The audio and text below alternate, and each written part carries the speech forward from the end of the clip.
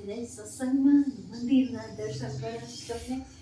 તો અમે જઈએ છીએ આપણે સત્સંગમાં, સત્સંગ કરી વિડીયો બનાવીશ મસ્તમાં. તો બન્યા રહેજો વિડીયોમાં. જય દ્વારકા. જય દ્વારકાધીશ બધાને. તો આપણે આવી ગયા છીએ મંદિરે.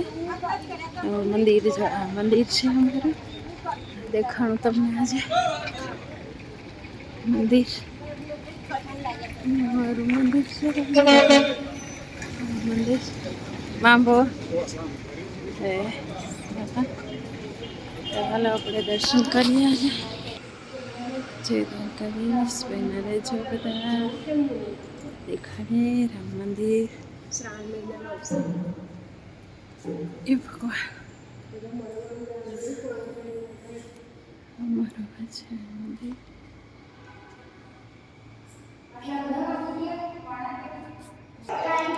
અમારું મંદિર છે ભગવાનનું. ક્યાં સરસ લાગે છે અમારું ભગવાન. અમારા રામ ભગવાન અને વિષ્ણુજી અને લક્ષ્મીજી છે. અને અમારે સત્સંગ થવાનો છે.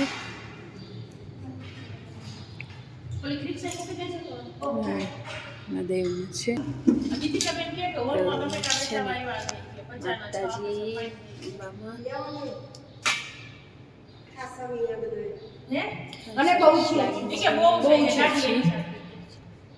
તો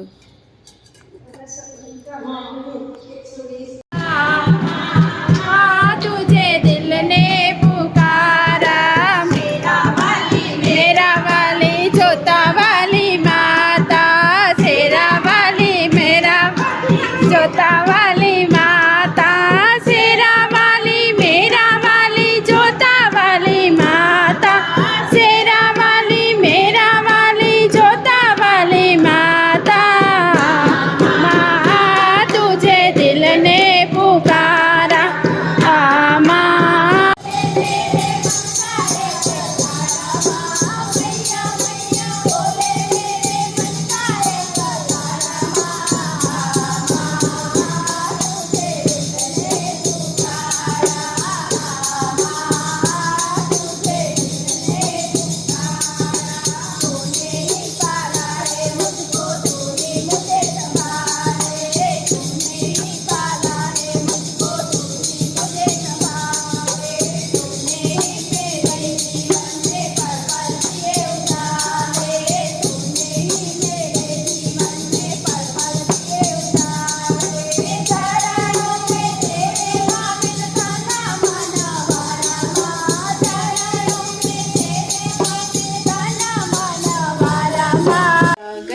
બનાવી છે આપણે છોલે ભટુરે. તો છોલેનો વઘાર મૂકી દીધો છે અને છોલે બનવાની તૈયારી થઈ ગઈ છે બધી.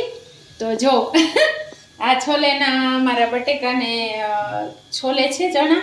આ બધા આપણા રૂટીન મસાલા છે. આ ઓલો મસાલા કશ્મીરી ભૂક્યું છે. આ છોલે મસાલો છે, ધાણા છે, ટમેટું છે, ડુંગળી છે, આદુ લસણની પેસ્ટ છે ને આ બધા મસાલા છે. તો ચાલો આપણે વઘાર કરીએ ફટાફટ.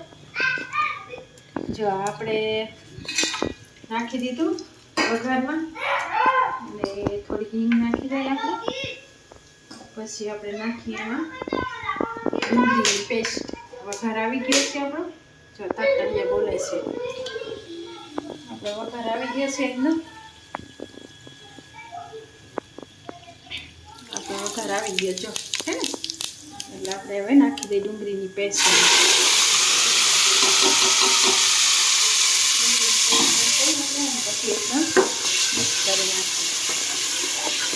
હવે આ ડુંગળી બ્રાઉન કલરની સાવ પાકી જાય ને ત્યાં સુધી પકાવવાની. દ્વારકાધીશ. તો આપણે ડુંગળી જો બ્રાઉન કલરની થઈ ગઈ છે. આપણે વઘાર થઈ રહી આવી રીતના પાકવા દેવાની. હાવ આવી પાકી જાય ને પછી આપણે એમાં ટમેટાની ગ્રેવી નાખવાની. આ ટમેટાની ગ્રેવી છે આપણે. ટમેટાની ગ્રેવી નાખી દીધી આપણે. હવે ટમેટાની ગ્રેવીને પણ એવી જ રીતના પકાવવાની. તો એવી રીતના પાકી જાય. બનાવ્યો વિડીયોમાં. જય દ્વારકાધીશ. તો આપણે જો ટમેટા હવે પાકવા આવ્યા છે ગાઈસ. આપણે ટમેટા છૂટો મૂકી દઈએ ને એટલી વાર પકાવવાના. હવે આપણે જો પાકી ગયા છે, સરસ પાકી ગયા છે. હવે આપણે એમાં આદુ મરચાંની પેસ્ટ નાખી. આટલી આદુ મરચાંની પેસ્ટ છે. આપણે તીખું ખાય ને એટલે આપણે જરાક વધારે નાખીએ આદુ મરચાંની પેસ્ટ. હવે મિક્સ કરી નાખીએ આપણે જરીક. આદુ મરચાંને પણ પકાવી લઈએ આપણે. આદુ મરચાં પાકી જાય ને પછી આપણે બીજી વસ્તુ એમાં એડ કરી એકદમ સરસ પાકાવવાનું.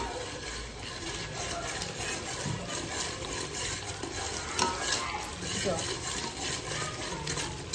કાને પણ આપણે જરીક સોસવા દઈએ, આદુ મરચાં જરીક સોસવા દઈએ આપણે. ઢાંકી દઈએ. તો ગાઈસ જો લોટ આપણે સવારે બાંધ્યો હતો, એમાં આપણે બેકિંગ સોડા નાખ્યા છે અને મેંદાનો લોટ અને મેથી, મીઠું, તેલ, દહીં, બસ એટલી વસ્તુ આપણે નાખી અને એકદમ મસાઈરો અને આથો આવા મૂકી દીધો. અને અત્યારે આપણો આથો એકદમ આવી ગયો છે અને ભટોરે બનવા માટે રેડી છે. જય દ્વારકાધીશ. તો આપણે રેસીપી જો હવે ટમેટા સતરાઈ ગયા છે. એમાં હવે આપણે એમાં થોડુંક સ્વાદ પ્રમાણે મીઠું નાખ્યું, કેમ કે છોલેમાં આપણે બાફર નાખી દીધું છે. અને આ કશ્મીરી ભૂકી નાખીએ થોડીક કલર માટે, કલર આનાથી અસર આવે. અને બીજું થોડુંક ધાણા જીરું આપણે એડ કરી, થોડુંક ધાણા જીરું, પછી થોડીક તીખી ભૂકી આપણે નાખીએ, કેમ કે આપણે બધું તીખું વધારે ખાતા હોય એટલે તીખી ભૂકી નાખીએ. પછી હળદર નાખીએ, ચપટીએ હળદર. અને હવે આપણે આ છોલે મસાલો છે, છોલે મસાલો બાદશાહનો છોલે મસાલો આપણે સ્વાદ પ્રમાણે નાખીએ, કેમ કે છોલે મસાલો વધારે જોઈએ એમાં. અને હવે આપણે મિક્સ કરી નાખીએ. જો આવી રીતના મિક્સ.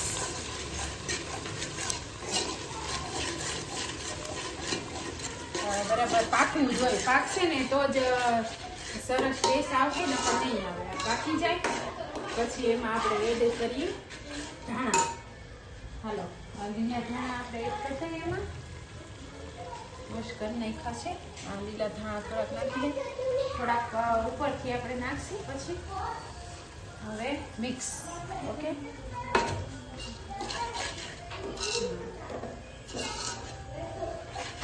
ગાઈસ થઈ ગયા છે આપણા છોલે રેડી એકદમ. અને આપણે તેલ મૂકી દીધું છે, ભટોરે તળવા માટે તેલ મુકાઈ ગયું છે. અને પૂજાબેન આપણા વણે છે ભટોરે.